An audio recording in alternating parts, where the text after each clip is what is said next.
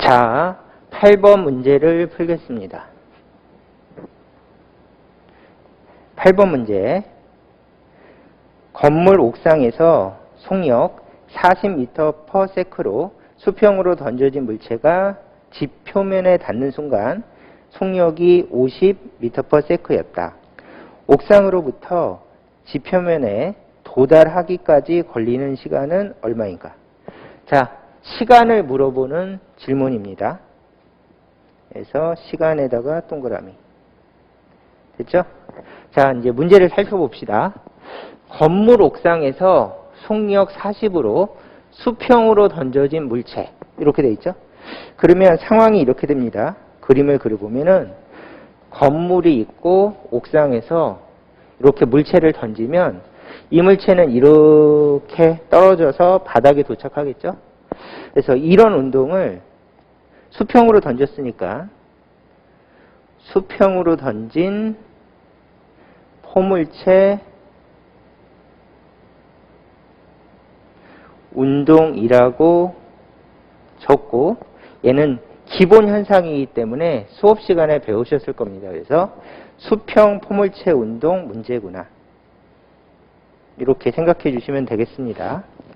자, 두 번째는 수평 포물체 운동은 이렇게 날아가서 떨어지면 이제 비스듬하게 떨어지기 때문에 X축 속도, Y축 속도, 그 다음에 전체 속도로 이렇게 구별할 수가 있습니다.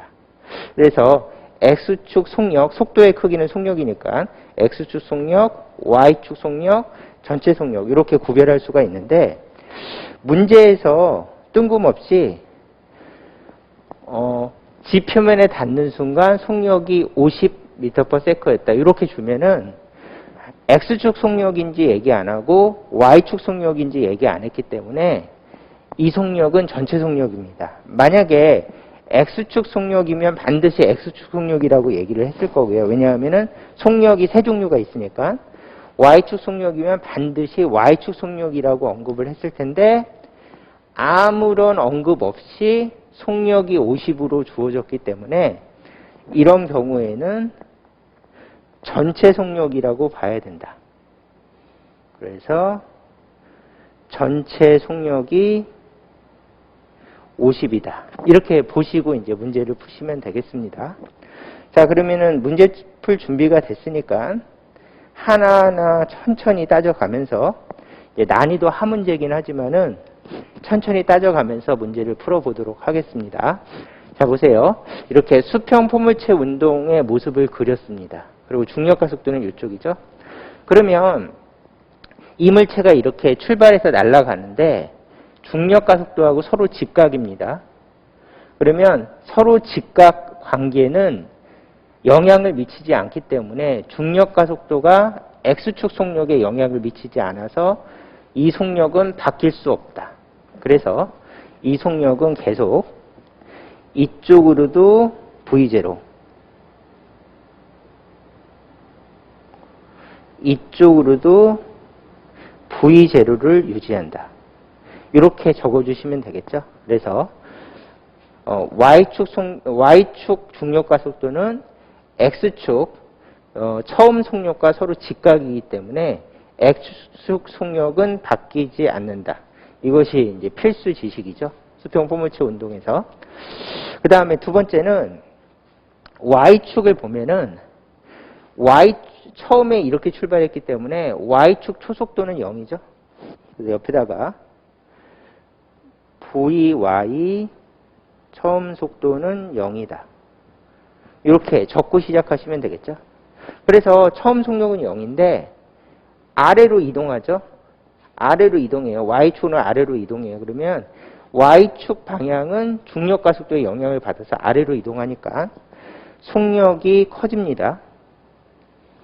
그래서 이쪽으로는 속력이 이렇게 생기다가 이쪽으로는 속력이 이렇게 커질 수 있다. 속력이 이렇게 커질 수 있다.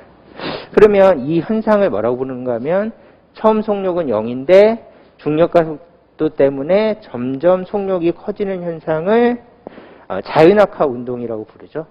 그래서 처음 속력은 0인데 중력 때문에 속력이 점점 커지는 현상, 자윤학화 운동이라고 부릅니다. 그래서 이 수평 포물체 운동은 전체적으로는 수평 포물체 운동이라고 부르지만은 X축만 따로 떨어뜨려서 얘기하면 X축은 등소 운동, Y축은 자윤학화 운동이라고 부른다. 이게 기본 지식이죠. 그러면 X축은 등소 운동이고 속력에 관해서 물어보는 질문이니까 Vx의 공식을 적으시면 Vx는 항상 등속을 유지하기 때문에 처음 속력과 같다. 이게 필수 지식이죠. 그 다음에 Y축은 자윤학화를 하기 때문에 자윤학화 공식인 Vy는 GT를 써서 이 공식을 가지고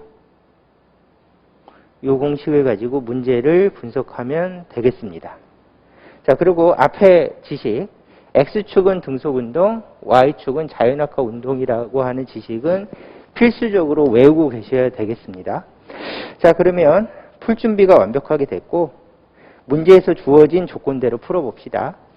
처음 속력이 V0인데 이게 얼마로 주어졌는가 하면 문제에서 40m/s로 주어졌습니다. 그러면 도착했을 때 X축은 등속이니까 얘랑 같겠죠. 그래서 이쪽은 40. 그래서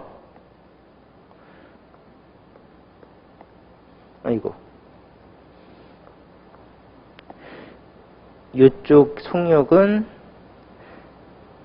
40m/s이다. 이렇게 40만 적읍시다. 이렇게 속력은 40이다. 그대로 똑같이 적었죠.